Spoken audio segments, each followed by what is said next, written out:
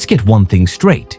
Your brain doesn't want peace, not naturally, not by default. It wants familiarity, and sometimes what's familiar is pain. That's the part no one tells you. That's the trap that keeps people chasing, begging, apologizing, staying in loops that are killing them quietly. This isn't weakness, this isn't drama. This is biology, addiction, neurology. Your nervous system wasn't built to make you happy. It was built to keep you alive. And if you survived chaos, it starts calling chaos home. That's why you miss people who hurt you. That's why you can't stop checking their profile. That's why you feel butterflies when you're actually feeling anxiety. That's why you confuse tension with passion. Because your system isn't scanning for safety, it's scanning for patterns. And if pain was part of your emotional blueprint growing up, then dysfunction feels like alignment, even if it's destroying you. Let that sink in. Your body can crave what your soul wants to run from. It's not a flaw. It's not stupidity. It's a circuit, built slowly, burned into your chemistry over years of repetition. Every time you got attention when someone was cold and then suddenly warm, your brain took notes. Every time love came with conditions, your system wired love and fear together.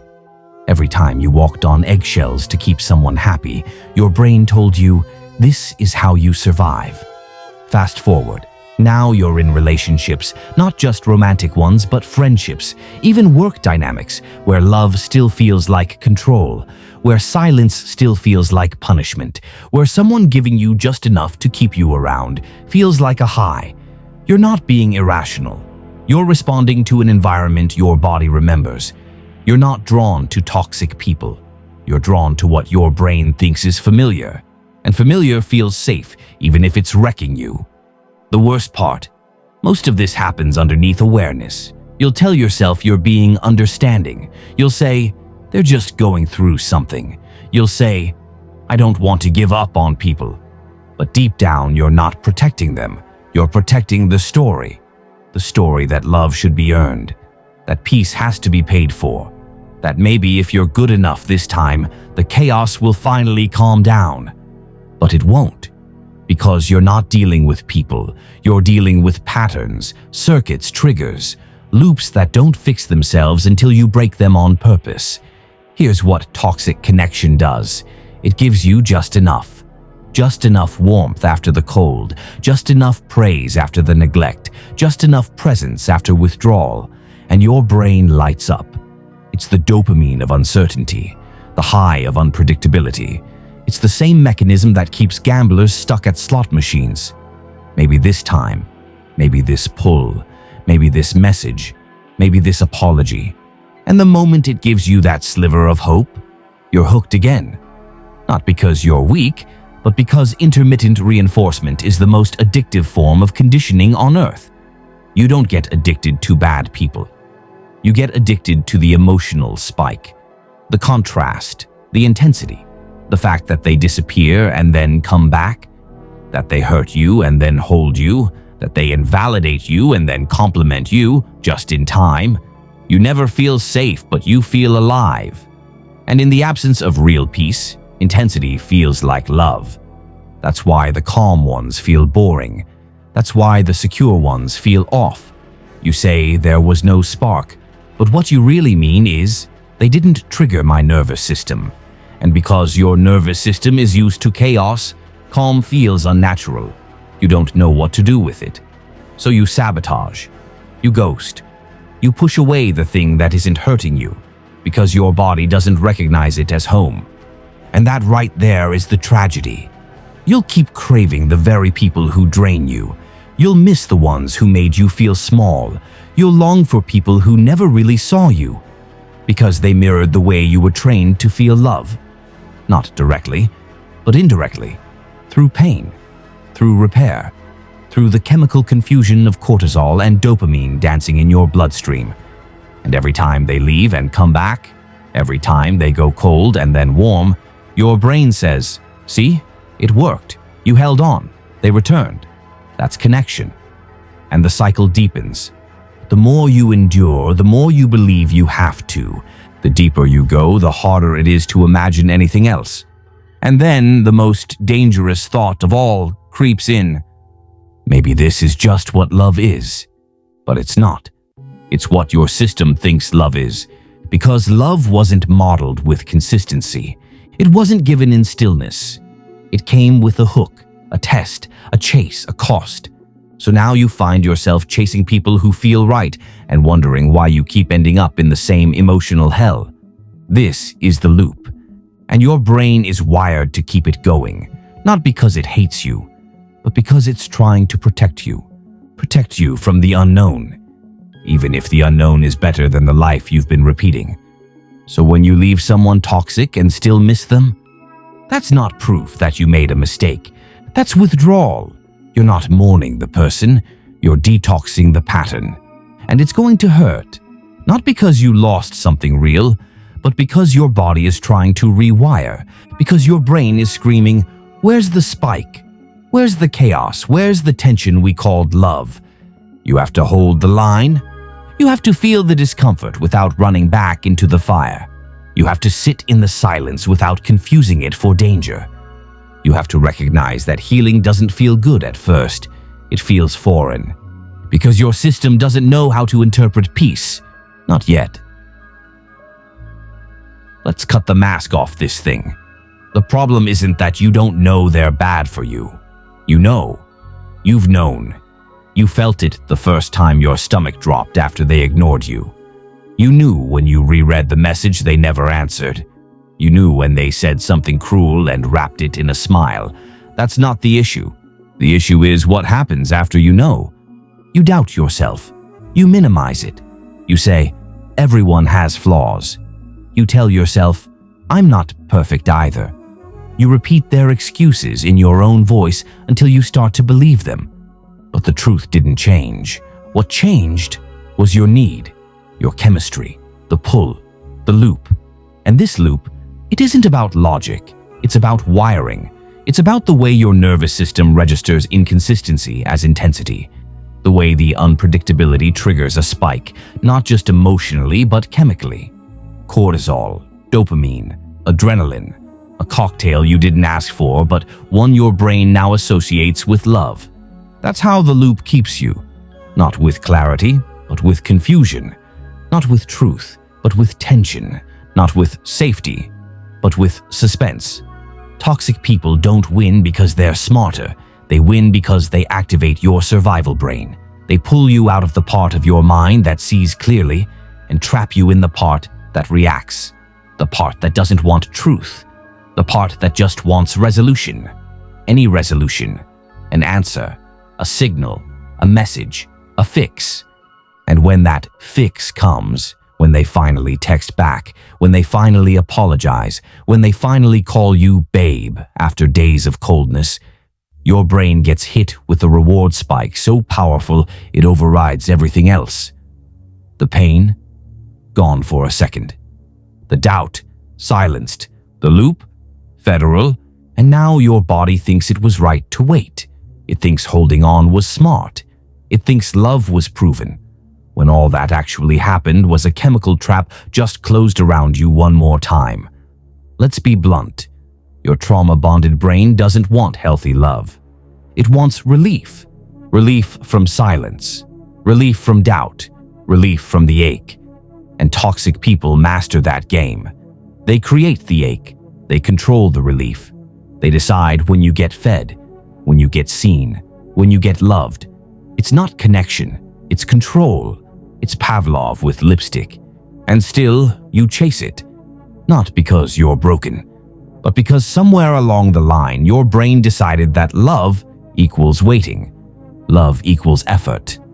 Love equals proving. So the more you have to fight for it, the more real it feels. That's the sickness. That's the loop. That's the lie.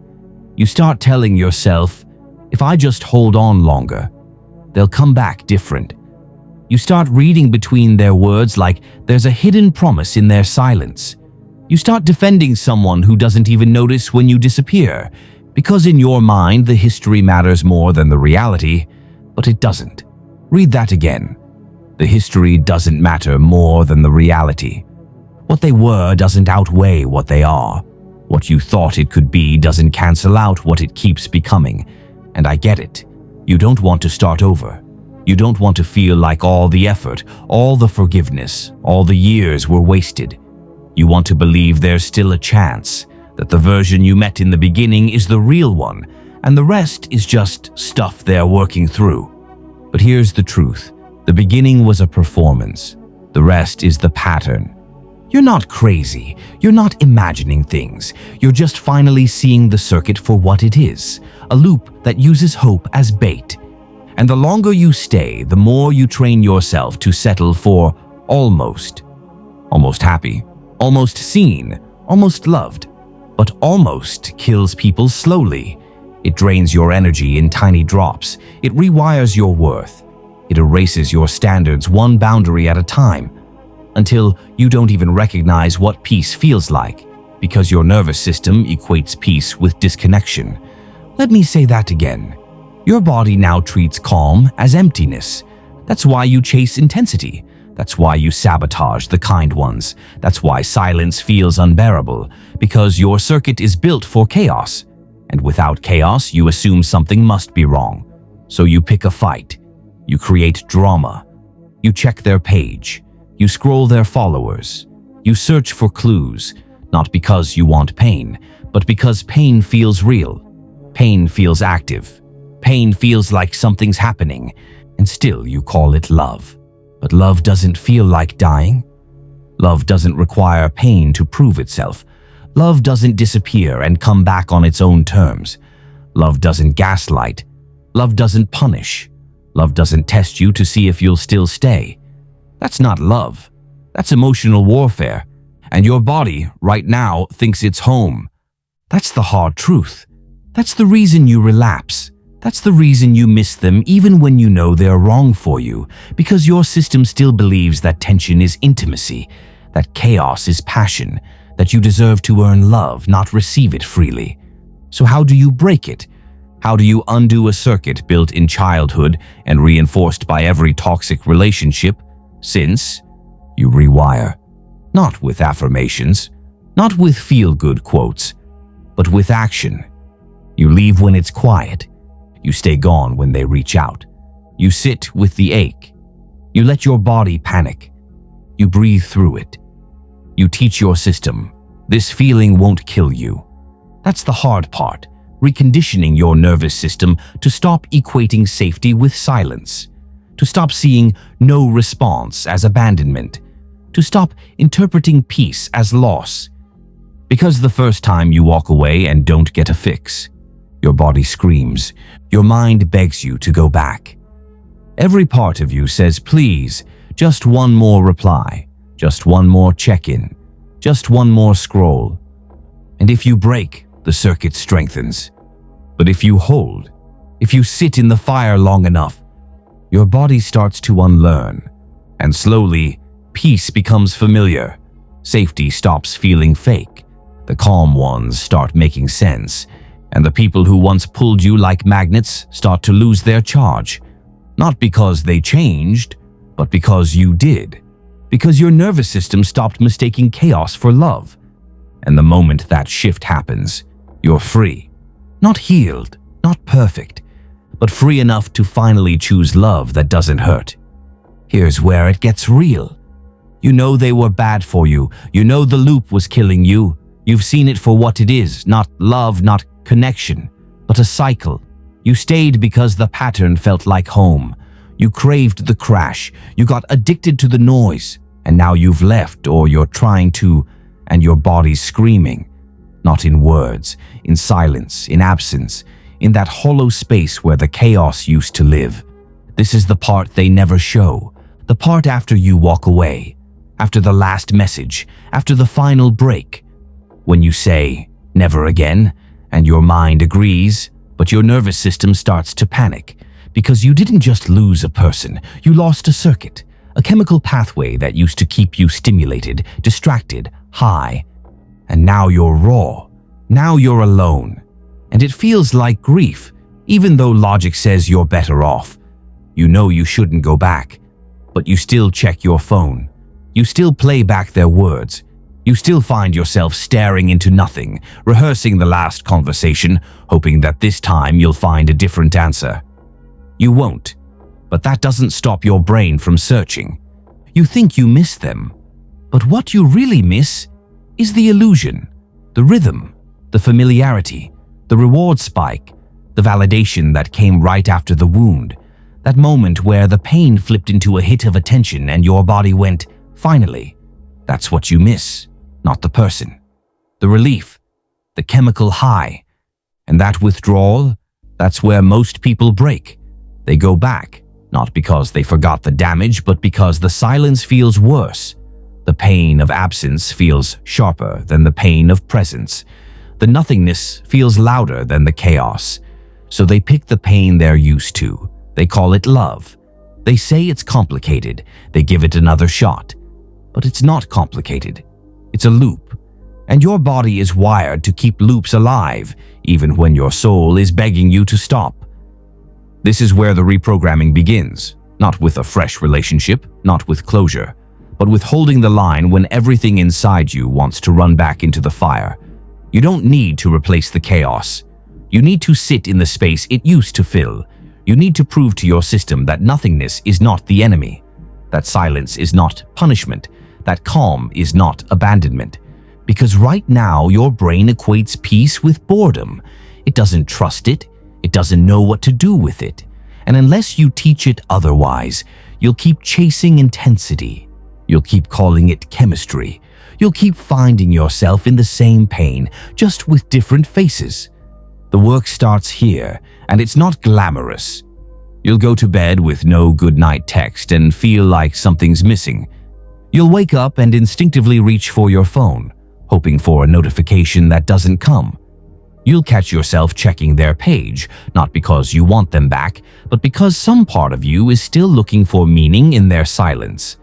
This is the detox, and it will feel like loss, like death, like failure, but it's actually rebirth.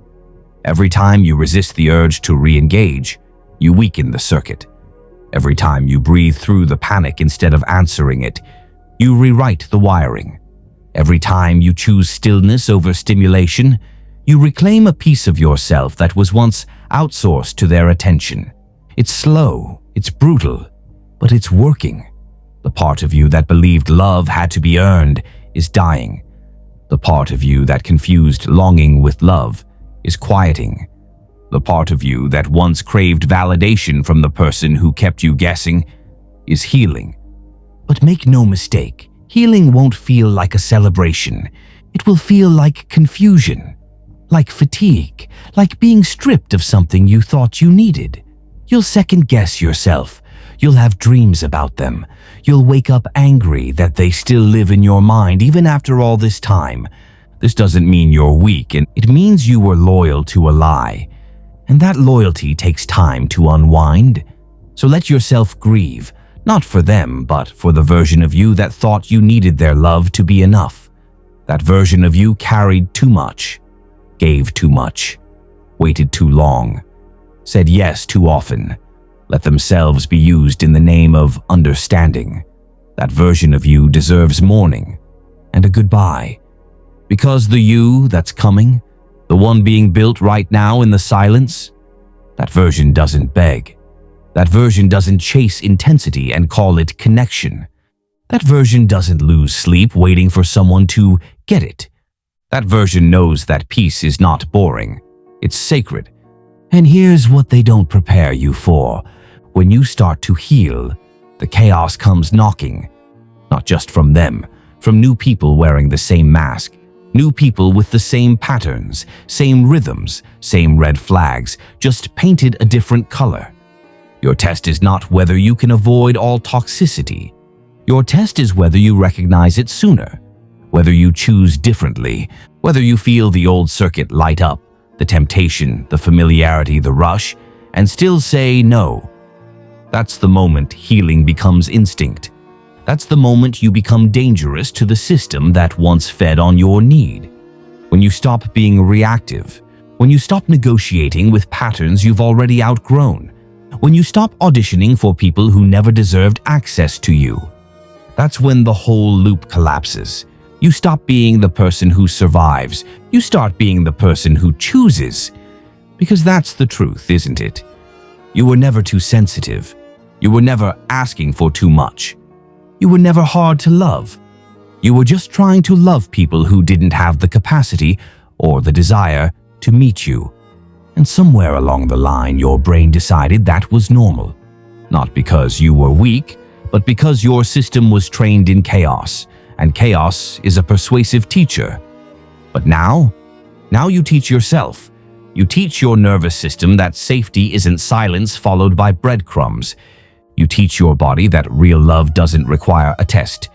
You teach your mind that trust isn't built on guessing, but on consistency. And as that becomes your new baseline, the world starts to look different. The people you used to chase now look exhausting. The drama you used to crave now feels repulsive. The rush you used to call passion now rings as panic. Because your standard changed. Because you stopped needing pain to prove something was real. Because you finally saw that what you were calling chemistry was actually just trauma looking for itself in someone else. And once you see that, you don't go back. You can't, even if you tried. Because the price of peace is clarity, and clarity ruins every illusion you once fed on. You may still get lonely, you may still feel the ache, but now you know what it is. And more importantly, you know what it's not. It's not a sign to go back, it's not a message to send, it's not a void to fill with more dysfunction. It's just space. The same space that used to terrify you, now starting to feel like freedom. That's the real end of the loop. Not when they apologize, not when they come back, not when you win. The loop ends the moment you stop needing anything from them at all. Not closure, not revenge, not recognition. Just distance, just silence, just peace. And when that peace feels like home, not punishment, that's how you know you've broken the circuit. You didn't just leave them. You left the version of yourself that believed you had to suffer to be loved. You didn't just escape the relationship. You outgrew the system that created it. You didn't just heal, you reprogrammed. And now you're free. If you want to go deeper, there are member-only benefits on the channel, exclusive videos, early drops, behind-the-scenes breakdowns, all the stuff I can't post publicly. Tap in if you're serious.